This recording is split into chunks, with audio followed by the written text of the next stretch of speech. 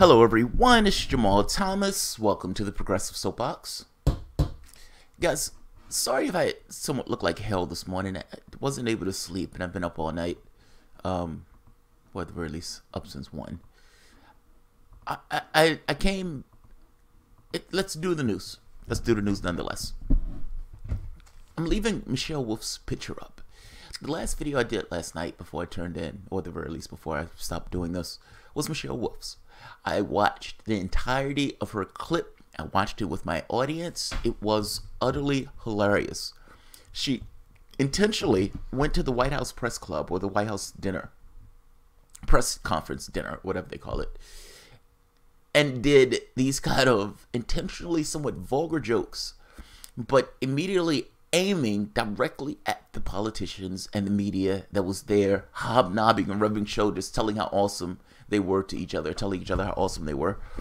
And many of these, she pointedly pointed to the fact that they weren't living up to their philosophical responsibilities to do these, to do the things that they were supposed to do, either actual journalism or actual governance, meaning the politicians and the political leaders, while at the same token rubbing shoulders at this brunch. They thought she was going to give these little jokes that was going to be little zingers that didn't necessarily matter much, but wasn't necessarily going to point the finger or rip, you could say, rip it apart of what this actually is. This looks like Hunger Games. Do you remember the press scene in Hunger Games where they were talking to the contestants? Now, these contestants were going to go out and get slaughtered and murdered, while these guys were living it up in the center, rubbing shoulders and hobnobbing, and the world is great and everything else. Michelle Wolf got up there and told the fucking truth. Do you know that The Hill has said they're not going to go back? The press place who actually hired her to do that has apologized. Why are you apologizing? Why are you apologizing? Do you know at this very moment, multiple journalists have been killed in Afghanistan? I think it's like up on nearly 10 or more. Nearly 10.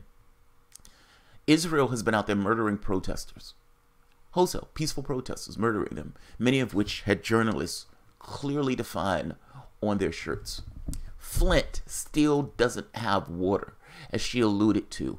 Chicago, read the story today, inundated with lead in the same way that Flint is inundated with lead. And fact is, it's probably not the only place that's inundated with lead.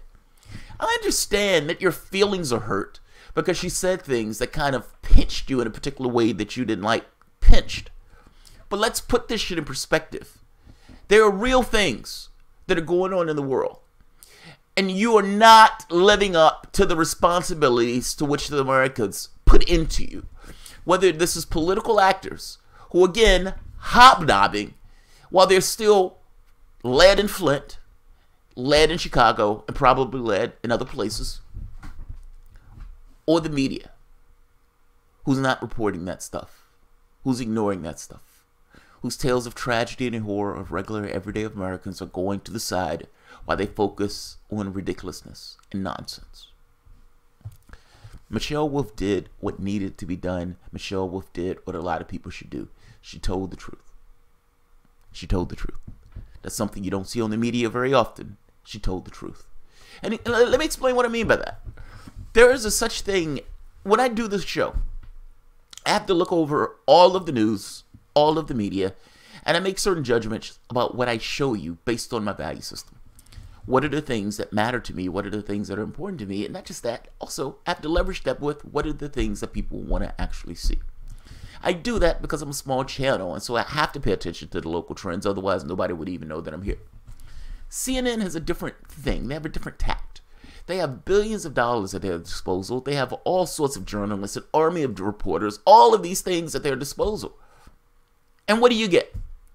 You have a reporter sniffing a bag that she's talking about is infested with some kind of chemical agent that is supposed to kill people, and she's smelling it like it's Lysol. I mean, are you fucking kidding me?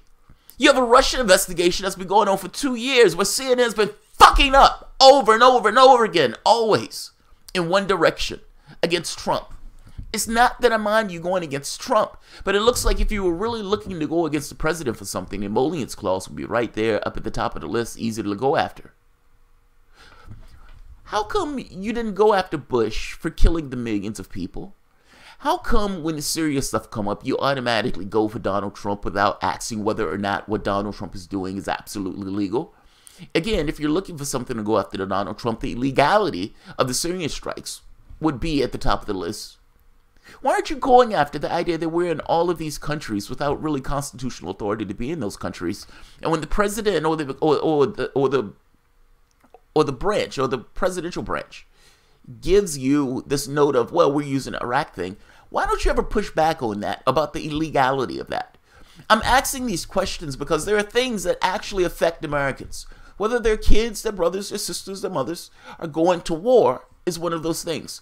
Whether their kids, whether children are drinking water infested with lead, that's one of those things. Whether people can put food on the table, whether people can afford their medications.